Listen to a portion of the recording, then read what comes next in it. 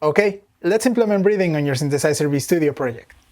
For example, if you want an inhalation sound, you can add a note before the voice starts singing and write the letters BR on it. I'm at the station and the train is on its way. And you can control the duration, changing the length of the note.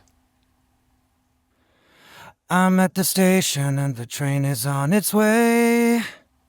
If you would like to add an exhalation sound, go over to the phonemes and add a double H at the start of the phrase, I'm at the station or at the end of the phrase. and the train is on its way. Also, you can control how long you want the exhalation to be by selecting the note and changing the duration of the phonemes on the Note Properties panel.